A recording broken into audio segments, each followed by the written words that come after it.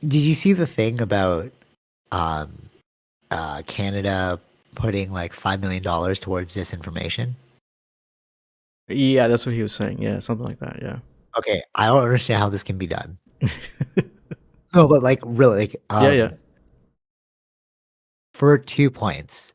One, so I had to Google disinformation versus misinformation. Okay, Hmm. the only difference between disinformation and misinformation is the intent. Yep. So both utilize um, wrong information, right? But one is doing it with the intent to destabilize something. One is doing it because they thought it was true, turned out it wasn't true, Hmm. right? So how can you differentiate that point?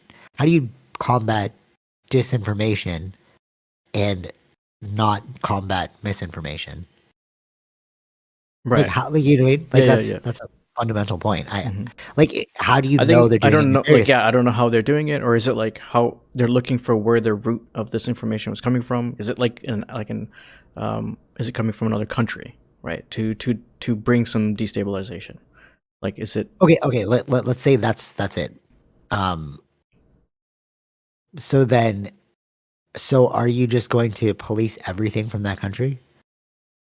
Like, how can Yeah. you possibly like? Let's say they don't take that approach, and like I write something that's misinformation, and they deem it disinformation. Hmm. It's like I wasn't trying to destabilize you, bro. I just thought this was true. Right. So like the lines are going to be bleeding together Hmm. now Hmm. because you can't block all tweets from a specific country. It's like No, no, no. Yeah, I think I our have internet. VPNs too, or also like Yeah, yeah, yeah, yeah. you have VPN. So like how do you deal with that? Like how do you Hmm. differentiate intent in your combat against disinformation?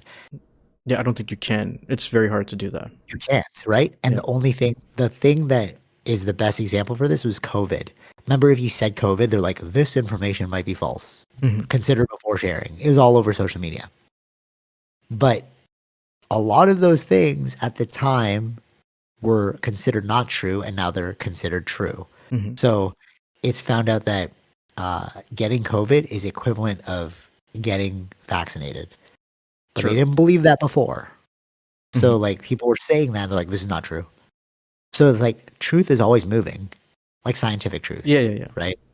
So how can you possibly combat intent and a moving truth? Hmm. This is 1984. Yeah, yeah, yeah. Essentially, you're all you're doing is just policing my thoughts, Right. policing like what you're Hmm. like. Oh, it doesn't agree with me, so I'm gonna block you.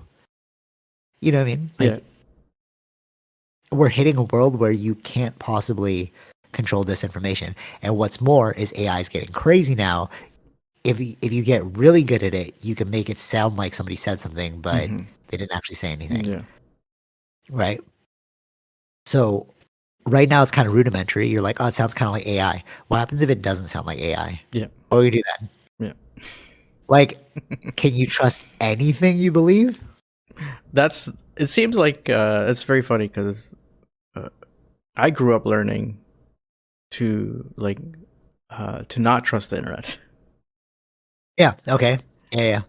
and it Yeah. seems like, but ended up becoming like, no, there's a lot of truth in the internet. We can find that information, and now we're going Yeah. back to that point of like, I don't know what I can trust on the internet now. So totally. So somebody was like, "Hey, look, we ran this through AI." And Hmm. like basically they just adjusted some words. So like somebody wrote something and they're like, "Hey, AI, clean this up." So they rewrote AI rewrote it. And my comment to that thing was they used to say, "Don't trust anything you see on TV." Now it's going to quickly become, "Don't trust anything you see online." Yeah, They ignored it. Like they ignored that comment. But I'm like, "No, no, no, really think about the implication there. I thought you wrote that yeah, piece of copy. Turns out you didn't. So, can I trust it?" yeah. Like, how we trust anything online? You can't. I.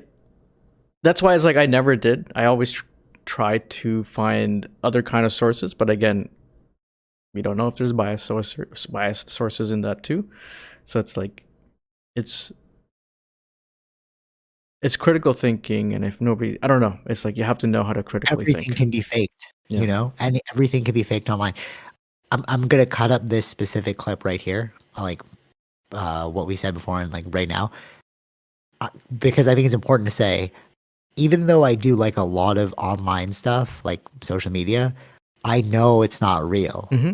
Like I'm doing like I personally don't spend a lot of time on social media. I'll scroll for a bit and like, oh, that's a cool jujitsu move. Oh, that's a cool like video of like a cat doing something, something stupid. Yeah. But like when I click on someone's profile and I see something, I'm like, oh, it's not real. Like I actually don't, or like somebody will comment on my Most stuff, of I'm the like, it's time, not it's real. not real.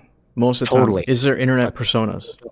right, exactly. And that's why I'm saying you can't trust anything you see online. Mm-hmm. And if you start basing your your in-person interaction with somebody who you've seen online, kind of um you're kind of setting yourself up for failure Yeah. because it's not going to be real. It's Mm-hmm. like personas, like you Yeah. said. It goes with the actors, goes with anyone. Yeah, I just totally. viewed it as like it's just their job. Like I don't know who these people are Right, actually like. So right, right, right, right.